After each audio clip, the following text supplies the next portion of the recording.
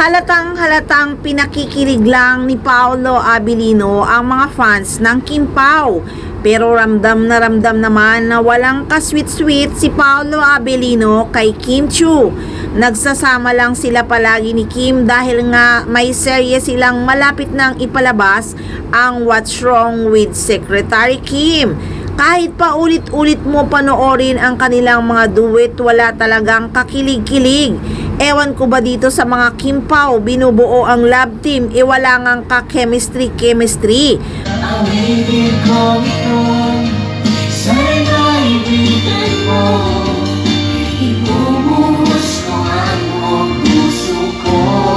Balikan nyo naman ang Paunin. Diyos ko day, waling-walay talaga ang kaswitan ni Paolo Abilino kay Nini. Halatang-halata nga na halos ayaw dumikit ni Pao kay Kim Chiu. Nako, sobrang assuming talaga ang Kim Pao. Nako, masasaktan lang talaga kayo, wag na kayong umasa. Ako at ikaw, walang iba. Dahil mismong si Jun Lali nang nagsabi sa blind item niya na totoong nagkabalikan nga ang dalawang couple.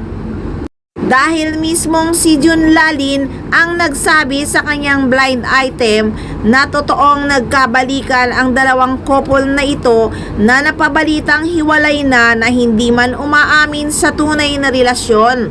At sabi pa ni Jun Lalin, naniniwala ako na nagkabalikan na kasi matunog na matunog Kinatutuwa ng fans niya, nung fans club nila. Kaya wag niyo ako inaaway-away, no? Jun, pero dalawang... Hindi, naniniwala ko doon sa Naghiwalay sila. nagkabalikan. talaga? Oo, yung nagkabalikan, naniniwala.